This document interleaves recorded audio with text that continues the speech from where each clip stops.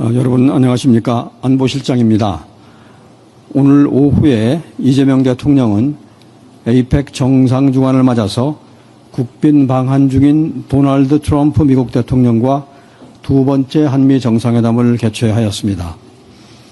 이 대통령은 경주 박물관에서 트럼프 대통령을 영접하여 회담에 앞서 방명록 서명, 공식 환영식, 무궁화 대훈장 수훈, 선물 증정 등 국빈 방한의 의전에 따라서 트럼프 대통령을 예우했습니다. 상세 사항은 별도로 설명드릴 기회가 있을 것입니다. 한미 정상회담 결과에 대해서 간략히 설명을 드리겠습니다. 제가 회담의 전반적인 분위기 그리고 안보 분야 성과에 대해서 말씀을 드리고 정책실장님께서 경제 분야에 대해서 설명을 드리게 될 것입니다. 트럼프 대통령의 이번 방한은 우리 신정부 출범 이후 단기간인 5개월여 만에 한미 정상 상호 방문을 완성했다는 의미가 있습니다. 트럼프 대통령은 회담 전 방명록에 위대한 정상회담의 아름다운 시작이라는 짧지만 고무적인 한마디를 남기면서 오늘 정상회담에 대한 기대치를 높였습니다.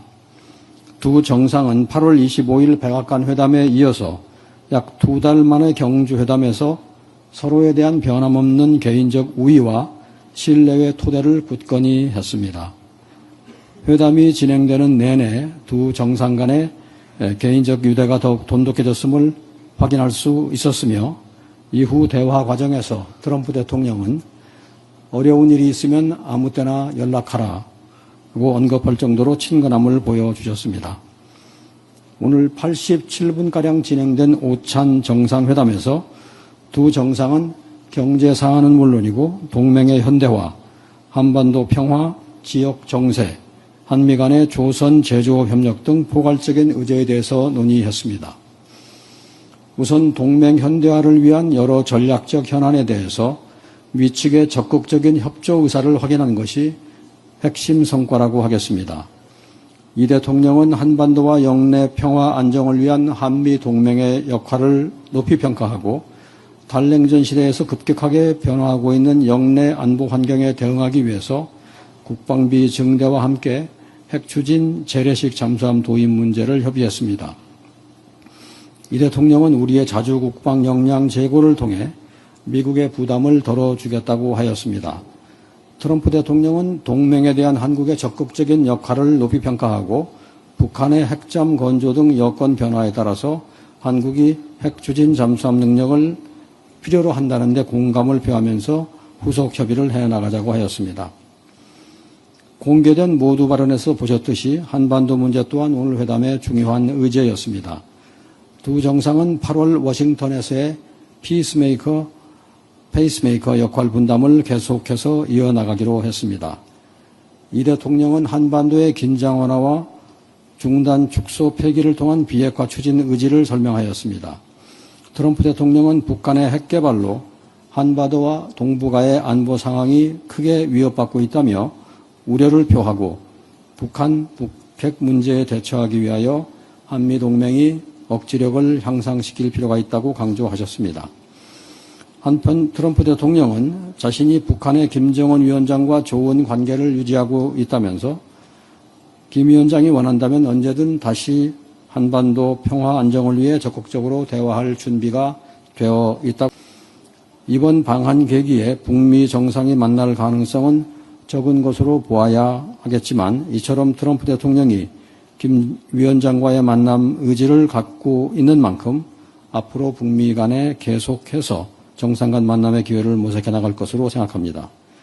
트럼프 대통령은 이 대통령의 노력을 평가하면서 2018년 싱가포르 합의를 토대로 한반도 평화 실현을 위해 필요한 역할을 해 나갈 것이며 그 과정에서 이 대통령과 긴밀히 상의해 나갈 것이라고 확인하였습니다. 트럼프 대통령은 선박과 잠수함 건조 능력을 포함한 한국의 제조업 역량을 높이 평가하고 미국의 방위 역량 강화에 있어 한국과의 방산 협력이 중요하다면서 높은 기대감을 표현했습니다. 조선 협력과 관련해서 오늘 CEO 서밋 연설을 포함하여 트럼프 대통령은 수시로 한국의 우수한 조선 기술이 미국 조선산업의 현대화와 역량 강화에 크게 기여할 수 있을 것이라고 하였습니다.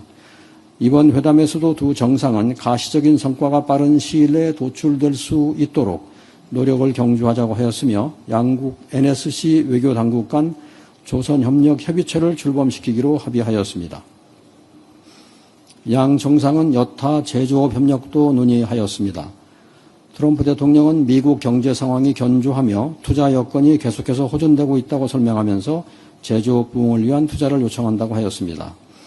한편 이 대통령은 평화적인 목적의 우라늄 농축 핵 연료 재처리에 대해서도 정상 차원의 관심을 요청하였으며 특히 우리의 핵 연료 중 상당 부분을 러시아로부터 수입하고 있고 원자력 발전소 폐기물 처리 문제가 시급한 상황에서 이러한 능력이 기묘하다고 하였습니다.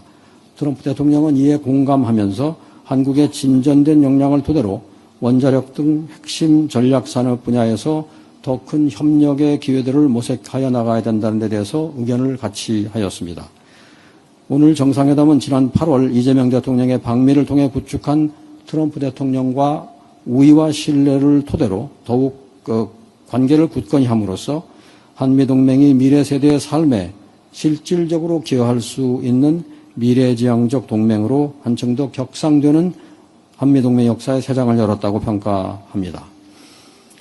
오늘 회담에서 트럼프 대통령은 이 대통령을 다시 백악관으로 초청하고 싶다는 의사를 표명했습니다. 이 대통령은 이에 사의를 표하고 상호 편리한 시기를 찾아 나가기로 했습니다. 저희 모두 발언은 여기서 마치겠습니다. 네, 이후로 김영범 정책실장께서 관세 및 경제 분야 관련한 결과를 발표하겠습니다. 안녕하십니까. 정책실장 김용범입니다. 국민 여러분께 보고드립니다. 대한민국 정부는 10월 29일 미국과의 관세 협상의 세부 내용에 합의하였습니다. 그간 경과부터 간략히 말씀드리겠습니다. 정부는 지난 7월 30일 한국의 상호관세 및 품목관세 인하, 대비 투자 확대를 골자로 하는 한미 관세 협상을 큰 틀에서 타결한 바 있습니다. 합의 결과로 상호관세는 8월 7일부터 15%로 인하되었으나 자동차 관세는 합의한 대로 곧바로 인하되지는 못한 상태였습니다. 3,500억 불의 대미 금융투자 패키지의 구조, 수익 배분 등 세부 조건에 이견이 있어 후속 협의를 하고 있었기 때문입니다.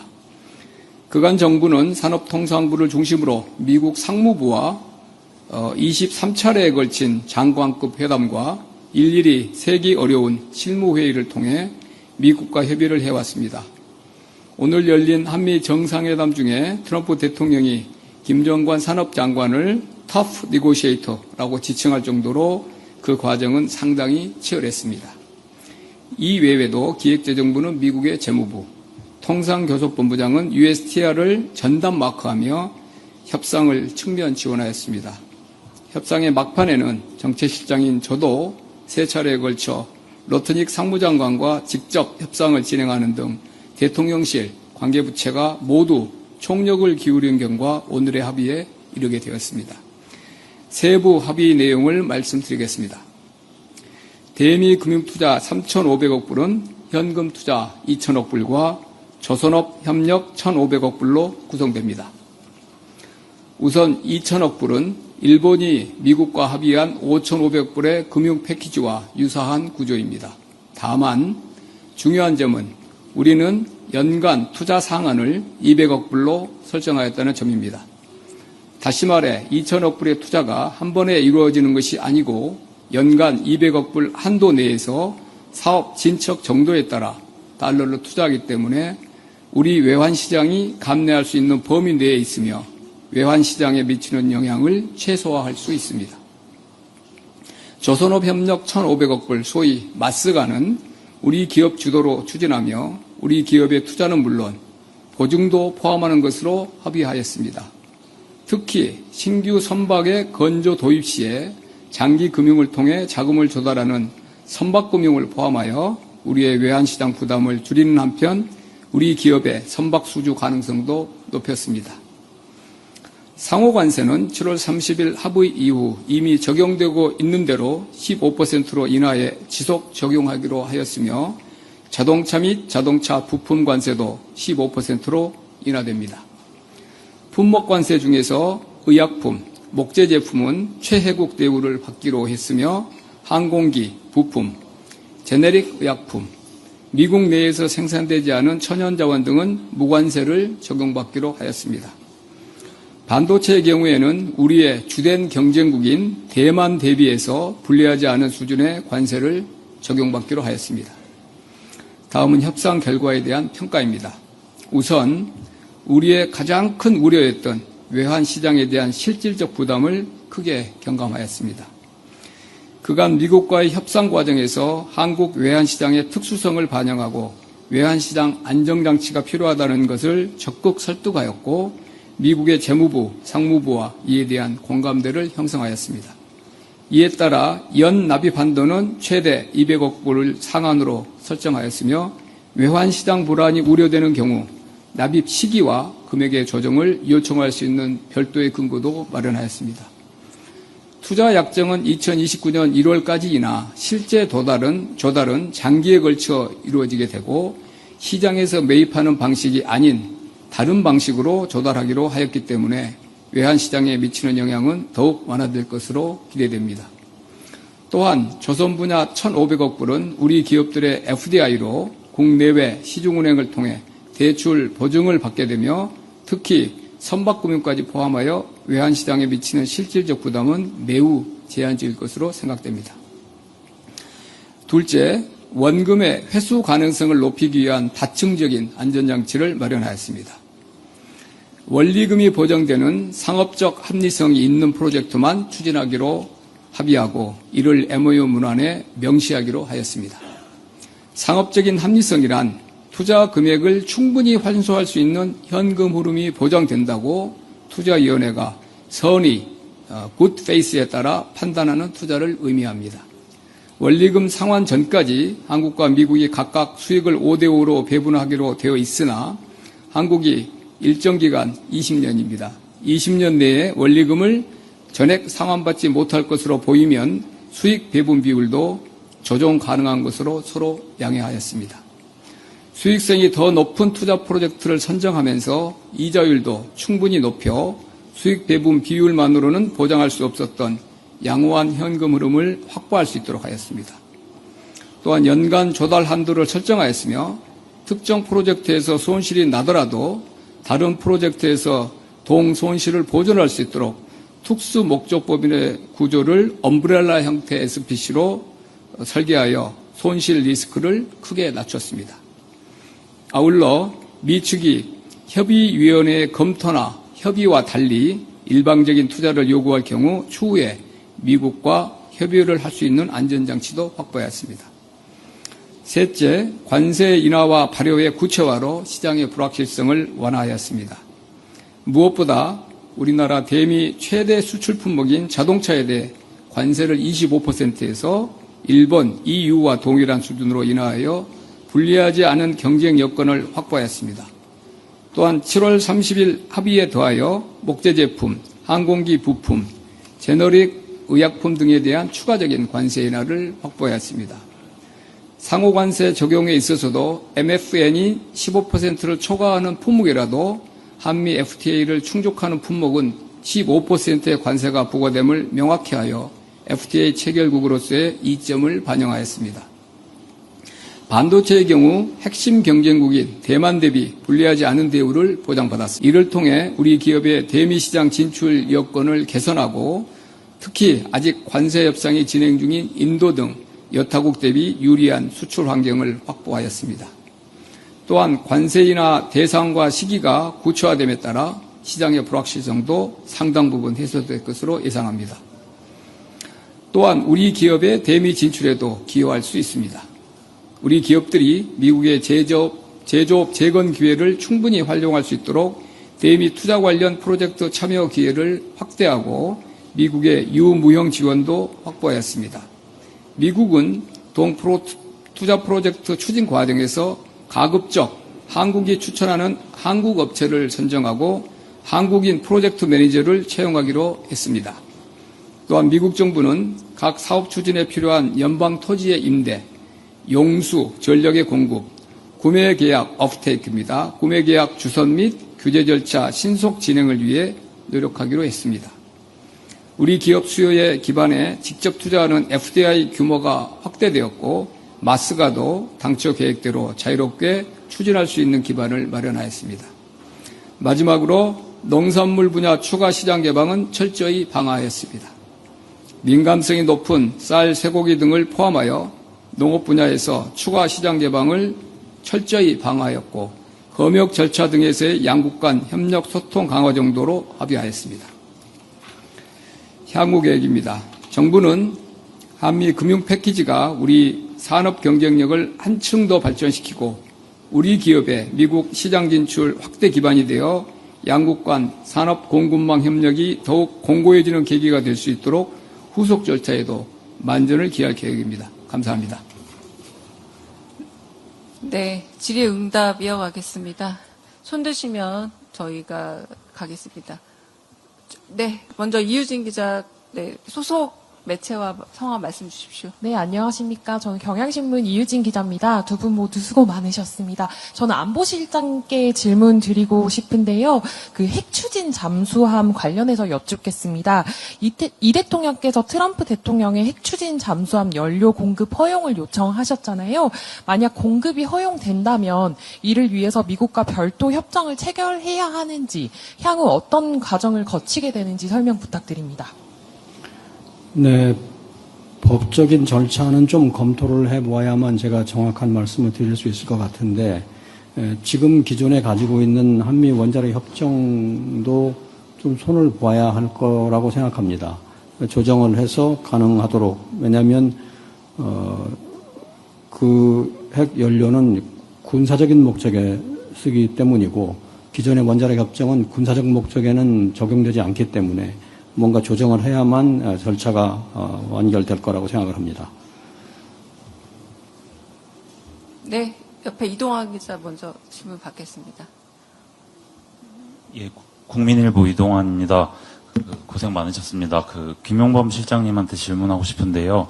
통화 스와프 얘기가 계속 있었었는데 그게 우리 외환 시장에 부담이 있음을 알리기 위한 협상 전략이었던 건지 아니면 진짜 요구를 했던 건지 그 과정이 궁금하고요.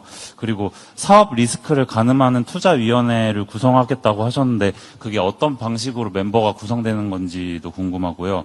또 오늘 합의가 팩트시트로 결과물이 나오는 건지 궁금합니다. 세 가지인데요. 통화 수합은 통화 수합이란 형태라는 정확히 영어를 썼느냐 그거 관계없이 이 외환 시장 이 규모를 3,500억 불을 현금 투자를 그때 당시는 연도 한도 이런 게 없었기 때문에 일시에 미국이 요구를 하는 그런 개념이라 그러면 한국 외환 시장은 도저히 감내할 수가 없다. 자, 그러면은 외환시장에 미치는 충격은 명백한 것인데 이 외환시장에 미치는 충격을 어떻게 해결해야 되느냐. 그 방법은 미국에서 고민해줘야 된다. 이런 요청을 했죠. 그리고 저희가 그걸 필요조건이라는 말도 했고 그러면서 이제 나온 것이 이제 통화수합이 자연스럽게 떠올랐고 근데 통화수합은 여러분이 아시는 대로 외환시장에 단기 어떤 불안이 급속도로 번질 경우에 단기간에 보통 한 90일 정도 그런 용도를 하죠. 그래서 미국도 우리가 이제 제시한 내용이 미국 재무부나 이런 쪽에서 봤을 때 상무부보다 재무부가 또 외환 당국의 전문가니까 충분히 이게 납득이 가는 한국의 문제 제기다. 같이 이제 본격적인 검토가 들어가고, 규모 자체가 3천, 통화 수합 측면에서 본인들도 적합하지 않고, 이런 장기 투자를 대상으로 장기간 통화 수합한 형식도 적합지 않다는 내부, 결론도 가졌고, 우리가 정연한 그런, 이유를 대해서 보냈을 때는 그 한 달간 미국 쪽에서 거의 반응이 없었습니다. 내부적으로 검토를 해서 난감했겠죠. 그 다음에 이제 통화 수합이 적절치 않다. 그러면 이제 다른 대안 가지고 여러분들이 뭐 취재를 하시고 일부 보도했지만 원화 어떤 이런 뭐 컨버전한 안도 한 시기에는 나왔는데 둘 다 미국에서는 적합하지 않다는 결론을 내렸고요.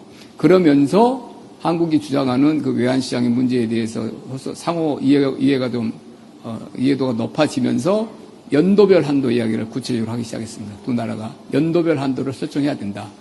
그 다음부터 이제 연도별 한도로 협상이 이제 옮겨가면서 그 다음부터는 통화 수합 이런 필요성이 줄어든 거죠. 연도별 한도가 명시적으로. 그래서 그 다음부터 이제 연도별 한도 가지고 한참 논의를 하면서 통화 수합은 그렇게 한번 그러니까 협상 전략이냐를 떠나서 우리로서는 반드시 해결해야 될 문제고 그것이 이제 논의를 좀 실제로 하는데 굉장히 중요한 계기가 됐다는 좀 말씀을 드리고요.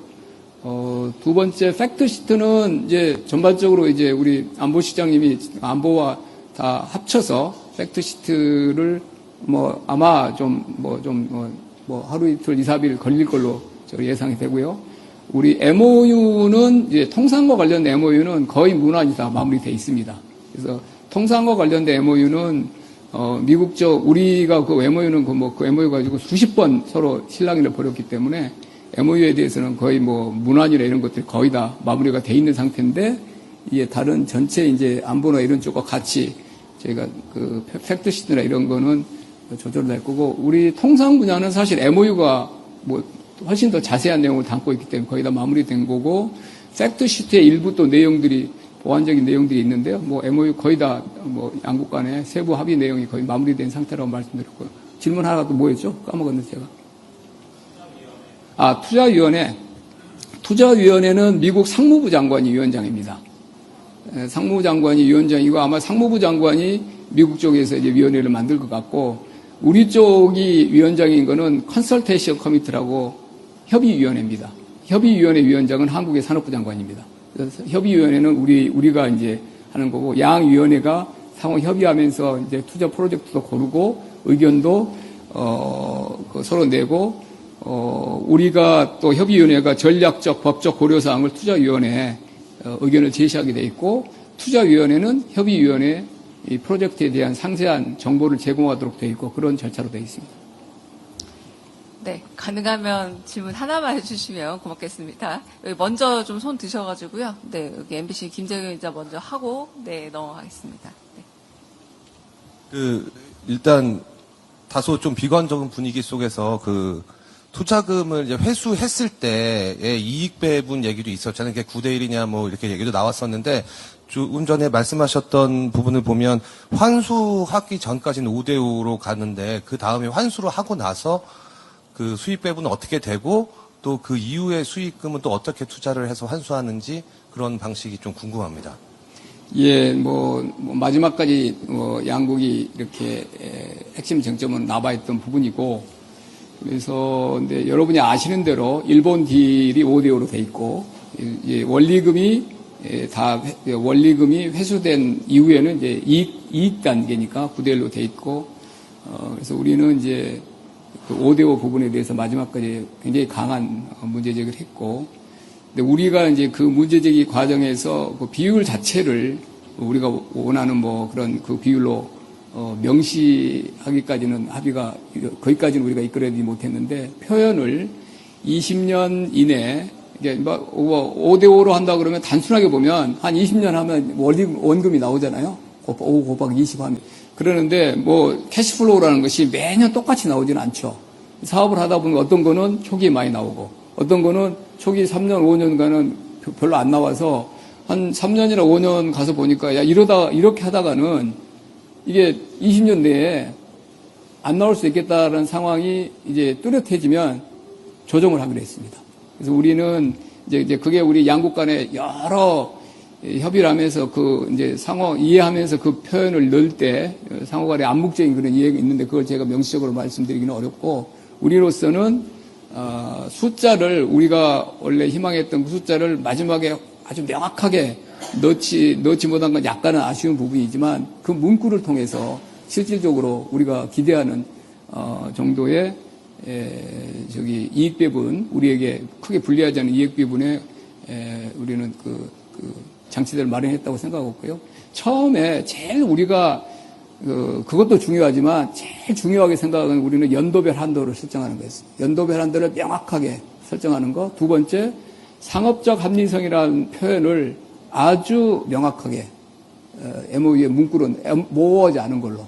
그래서 제1조에 들어가 있습니다. 나중에 MOU가 혹시 공개되면 보시면 되겠지만 상업적 합리성이라는 건 아까 제가 이제 본문에 말씀했지만 그래서 상업적 합리성이라는 거는 사전적으로 사업을 심사할 때 원리금 회수 가능성이 상당히 높을 사업. 그러면 원리금 회수, 처음에 상업적 합리성이 없이 그냥 했다가 5대5 그게 비율이 아무리 높게 설정돼 있는들 나중에 사업이 손실인다고 그러면은 별로 의미가 없는 거잖아요. 첫 번째, 사업 자체가 아주 양호한 사업으로 선정돼야 된다. 거기에 제일 주안점을 뒀고 5대5 부분도 그렇게 이제 사업 소위 케이스 바이 케이스로 이렇게 초기에 좀 더디게 좀 회수가 되는 그런 사업 그런 흐름이 좀 보이면 양국이 협의해서 그 비율을 고칠 수 있는 조항을 만들어냈다 이렇게 말씀드리겠습니다.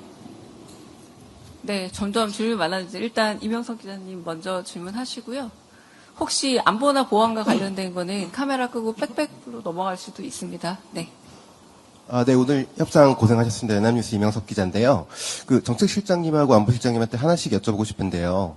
정책실장님 좀 전에 발표하신 한미 관세 협상 세부 내용이 우리보다 한 발 앞서서 타결을 지었던 미국이랑 일본 사이의 관세 협상 세부 내용하고 어떤 면에서 차별점이 있다고 판단하시고 국민들이 어떻게 받아들였으면 좋겠는지 설명 부탁드리고요. 안보실장님은 아까 대통령께서 정상회담 때 중국 쪽 잠수함 추정 문제를 좀 거론을 하시면서 우리 핵잠 연료 공급 허용을 결단해달라 얘기를 하셨는데 이런 발언이 앞으로 미국이 대중국 견제를 강화하는 흐름에 맞물려서 우리도 좀 더 그런 흐름에 적극적으로 동참하겠다는 의미로 받아들이면 되는 건지 좀 설명을 부탁드리겠습니다.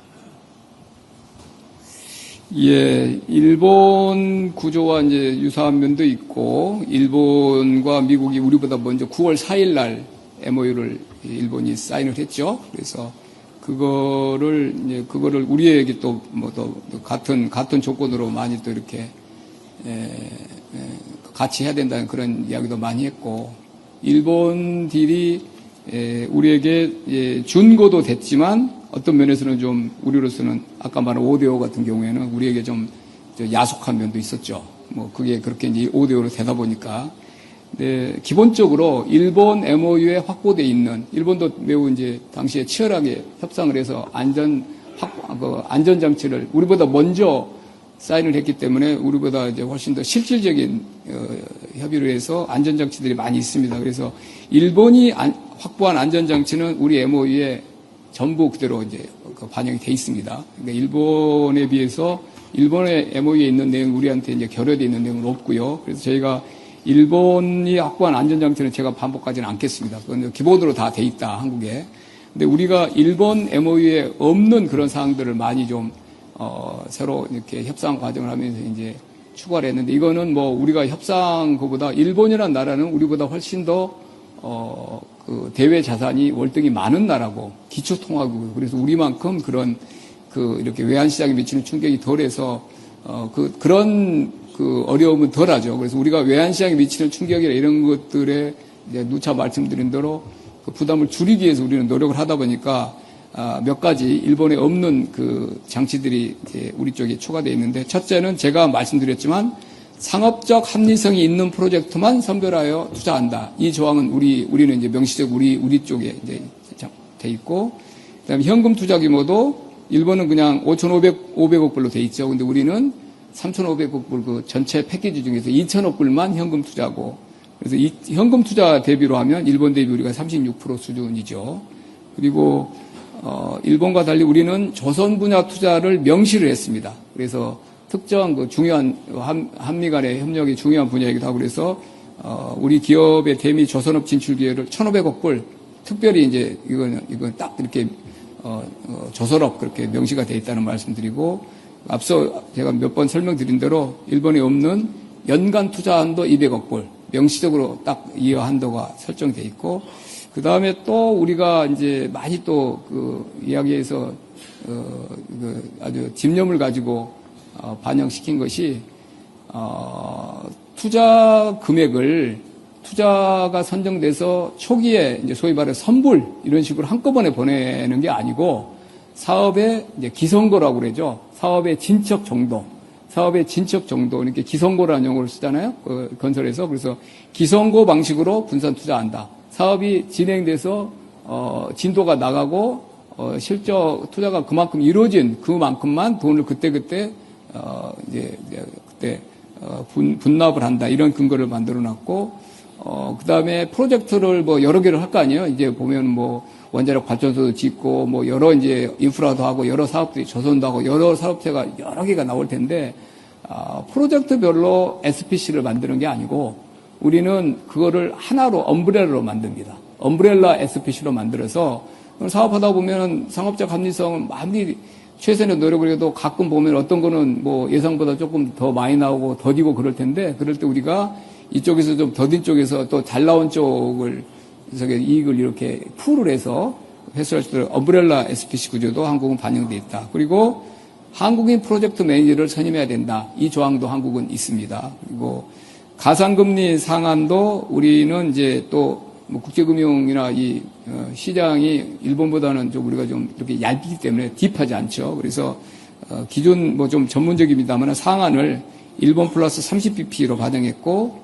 거기에 대한 기준금리도 20년 만기 미국 국채금리를 적용하니까 같은 금액 투자하더라도 한 우리가 110bp, 한 1.1% P 포인트 정도로 높은 수익률을 기대할 수 있도록 그런 장치들을 여기저기 많이 확보를 했습니다. 감사합니다. 네, 대통령님께서 말씀하신 취지는 꼭 특정 국의 잠수함을 지칭한다기보다는 그쪽에 북한, 중국 쪽 수역에서의 잠수함들을 말하고 그거에 대한 대처를 말씀하신 걸로 생각이 됩니다. 사실 잠수함이라는 건 아시다시피 눈에 잘 보이지 않는 일종의 스텔스 전력 같은 것이기 때문에 탐지가 어려워서 우리 주변 수역에서는 그게 누구의 잠수함이든 잘 탐지할 필요가 있고 그런 점을 강조하시는 말씀이라고 이해합니다. 네, 이번 좀 뒤쪽으로 가보겠습니다. 네. MBN 서남빛 기자님. 네. 예, 김용범 실장님께 짧게 두 가지만 여쭙겠습니다. 먼저 그 연간 한도액 200억 불을 투자하기로 한 건 그 저희가 알고 있는 캐피탈콜의 방식으로 간다고 이해를 하면 되는 것인지요. 그리고 만약에 그렇다면 그 콜을 한 번에 뭐 200억 불을 요구할 수도 있다라든지 뭐 그런 경우가 발생할 수 있는지 혹은 뭐 그럴 때 우리가 데미지를 입을 수 있기 때문에 이 안에서 또 안전장치가 있는지가 궁금하고요. 두 번째 질문은 마스카 부분인데 보증과 선박금융 등이 섞여 있는 형태라고 말씀을 주셨는데 여기에서도 현금 투자가 들어간다면 그 투자와 뭐 금융, 보증 뭐 이런 그 항목별로 비율이 각각 좀 어느 정도씩 되는지 설명을 부탁드리겠습니다. 첫 번째는 기본적으로 캐피탈콜이고요. 캐피탈콜이고 말씀드린 대로 일시에 그렇게 뭐 사업 됐다고 한꺼번에 다 보내고 그런 일은 없습니다. 사업별로 그것도 기선고, 마일스톤이라고 그러죠. 영어로 마일스톤. 이게 사업이 진척되는 정도에 따라서 보내기 때문에 뭐 처음에는 착수금만 가겠죠. 착수금 정도 가고 사업이 이제 연도별로 진행되는 정도에 따라 가기 때문에 한꺼번에 일시에 그 돈이 한꺼번에 요청돼서 인출되는 일은 없다. 그렇게 말씀드리고요. 질문을 주신 김에 제가 말씀드리면 200억 불이 그럼 어디서 조달할 것이냐라는 게 시장에서 상당히 지난 한 2, 3주 동안에 기본적으로는 이제 우리 외화 자산의 그 운용 수익을 좀 활용할 생각입니다. 그건 이제 우리 시장에서 바로 조달하는 게 아니라는 뜻이죠. 외화 자산의 이제 운용 수익이 우리가 적지 않기 때문에 이자, 배당 이런 걸로 그 수익이 이제 상당히 많이 이제 그쪽을 활용할 수 있을 것 같고, 그다음에 이제 시장에서 만약에 그중에 일부를 기체를 하면 아마 이제 정부 보증채 형식으로 할 것 같은데, 정부 보증채도 국내 외환시장에서 조달할 생각은 없고, 만약 그런 경우라도 인터내셔널 캐피탈 마켓, 국제시장에 가서 기체하는 거는 뭐 산원이나 수은이 가서 하듯이 그런 방식으로 할 거기 때문에 추가로 국내 외환시장에 이것 때문에 공급이 늘어날 일은 절대 없다. 그리고 국제금융시장에서도 우리 산원이나 수군이 뭐 기체할 때 이쪽 용도로 기체 금액이 아주 클 것 같지는 않다. 우리는 200억 불 연도 한도면 우리 보유 외화 자산의 운용 수익으로 거의 대부분을 충당할 수 있지 않을까라는 기대를 하고 있습니다. 다시 한번 분명히 말씀드리지만 국내 외환 시장에 신규로 충격이 되는 부분은 없다. 그렇게 말씀드릴 것 같고요. 두 번째 마스가 부분은 이제 그 선박금융이라고 그러죠. RG라고 그러죠. 선박금융이 많이 쓰이니까 RG가 꽤 많은 부분을 차지할 것 같고 뭐 일부 대출도 있을 것 같고 거기에도 말씀하신 대로 투자가 있을 수 있습니다.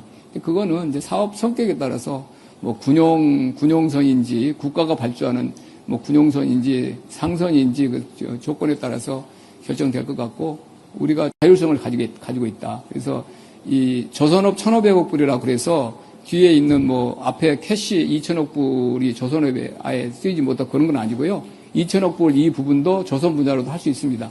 그리고 이제 1,500억 불은 이쪽은 훨씬 더 이 자유로운 그 영역이라서 1,500억 불이 아마 대종은 뒤에 뭐 별도로 1,500불 부분이 될 텐데 조선 분야에서 우리가 우리 필요에 의해서도 캐시 인베스먼트 형식을 일부 뛸 필요가 있다 그러면 그것도 이 2,000억 불 내에 살 수 있다 이렇게 말씀드리겠습니다. 네, 질문이 워낙 많아서 아마 오늘 다 소화는 못할 것 같습니다. 아까도 손 드셨죠? 네. 한 두 분 정도 질문 더 받고 정리하겠습니다. 네. 실장님, 두 분 시장 고생 많으셨습니다. 저는 정책실장님께 여쭤보고 싶은데요. YTN의 강진원입니다. 관세 협상과 관련해서 한미 정상회담 며칠 전에 대통령께서 관세 협상 타결 전망에 대해서 상당한 시간과 노력이 필요할 것 같다는 취지로 말씀을 하셨습니다. 그리고 불과 며칠 전에 국가안보실 3차장께서는 관세 협상 타결 가능성에 대해서 좀 부정적인, 좀 쉽지 않을 것 같다라는 취지로 말씀하셨는데 그 사이 기간이 얼마 안 돼요. 그럼 안 되는데 이렇게 극적으로 타결이 됐다는 소식이 나오게 된 백그라운드가 좀 궁금하거든요. 그러니까 쉽게 얘기해서 우리가 양보를 한 건지 아니면 미 측에서 양보를 한 건지 아니면 그 외에 이 짧은 시간 사이에 어떤 뭔가 변화가 있었는지 그게 타결까지 이어질 수 있었는지가 좀 궁금합니다. 협상 과정이기 때문에 그 상대방에 대한 뭐 부분이 있어서 말씀드리긴 어렵고요. 대통령께서 그렇게 말씀하시고 우리 오현주 차장이 말씀하셨는데 타결됐는데 우리가 양보해서는 그렇게 되질 않았겠죠. 그렇게 대통령께서 발언하셨는데 그게 며칠 만에 우리가 양보해서 그렇게 되지는 않았겠죠. 그거는 우리는 원칙을 가지고 누차 말씀드린 대로 시기 때문에 국익을 뭐 이렇게 소홀히 하는 일은 없다. 여러 말씀을 하셨잖아요, 대통령께서. 그 원칙대로 임했습니다. 그리고 뭐 나중에 이제 여러 가지 모든 게 다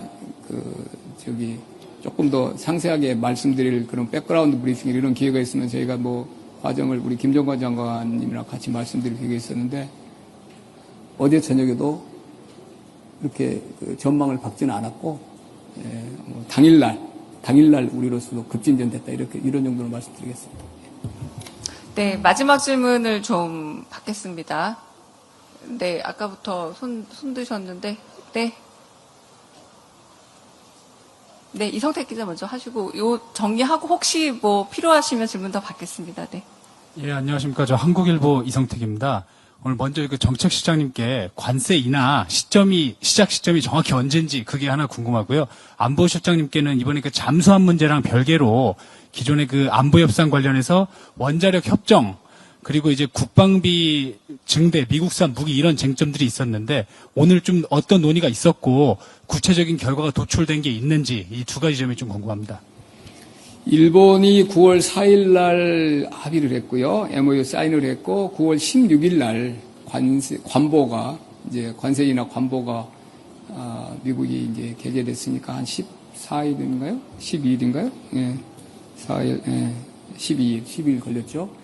우리 같은 경우에는 우리가 또 이제 조금 뭐 다른 거지만 우리는 MOU에 이 MOU를 이행하기 위하여 법이 제정돼야 되고 그 법이 국회에 가서 통과돼야 된다는 그런 조항도 있습니다. 그러니까 이 이제 뭐 예를 들면 뭐 이름이 뭐가 될지 모르지만 대미 무슨 투자 펀드 이런 게 이제 기금이 하나 신설되고 그 기금이 이제 정부 보증제를 발행하고 어떻게 이제 운용하고 이런 게 특별하게 법을 제정을 해야 됩니다. 근데 법을 제정해서 국회에서 통과시키는 시점이 아니고 그 법안이 국회에 제안되는 시점, 그러니까 제출되는 시점, 아마 의원입법 형태가 돼야 될 것 같고요. 빨리 해야 되니까 그 법이 제안되는 국회에 제출되는 시점에 속하는 달, 그 달에 첫날로 소급해서 관세를 이제 인하하기로 그렇게 이제 양국 간의 이야기가 됐기 때문에 이제 기본적으로 뭐 거의 우리가 문안이 됐지만 이런 이제 팩트시트를 저하고 관련하여 양 산업부 장관, 상무장관이 이제 공식 이제 서명을 하고 그 서명을 기초로 우리가 국회에 설명을 하고 국회에 법안을 내고 이런 자체에 즉시 우리는 착수할 겁니다. 그러면 법안이 마련되면 우리는 11월 내에 중순이라 그때까지는 이제 법안을 국회에 제출을 하고 국회가 이제 법안이 제출되면 그건 이제 제출 사실을 미국에 알릴 거고 그럼 미국은 그게 양국 간에 확인이 되면 아마 그 달이 속하는 첫날 11월 1일 뭐 이런 정도로 이제 소급해서 관세가 이제 인하 시점이 결정될 것 같고 뭐 법이 우리가 좀 제출 시점 늦으면 조금 더 한 달 늦어지고 그러는데 가급적 11월 내에 우리는 법안 제출을 위해서 노력할 예정입니다.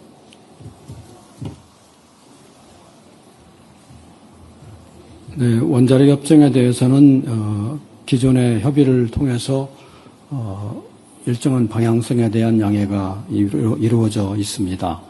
오늘 한 거는 그러한 방향성을 이제 구체적으로 진전시켜 나가기 위해서는 실무선의 협의가 필요하기 때문에 정상 차원의 관심을 가져주십사 하는 말씀을 드린 거고 또 거기에 대해서 동의가 있었습니다. 앞으로 이제 구체적인 진전을 위하여 협의를 해 나가게 될 것입니다. 무기 구입에 대해서는 오늘 오찬 협의 때는 많이 논의되지는 않았습니다. 그런데 이 문제도 기존에 양해가 되어 있는 부분이고요. 그것은 우리가 스마트 강군을 추진하기 위하여 필요한 우리의 필요에 따른 무기 구매를 위한 것입니다. 네, 그럼 여기서 좀 질의응답은 마칠까 하고요. 그 실장님들 여기서 질문 마쳐도 괜찮을까요? 네. 오늘 조금 무리한 일정이기도 하셔서 여기서 질의응답은 마치는 걸로 하겠습니다. 네, 같이 참여해주신 언론인 여러분 감사합니다. 그리고 실장님들 모두 수고하셨습니다. 감사합니다.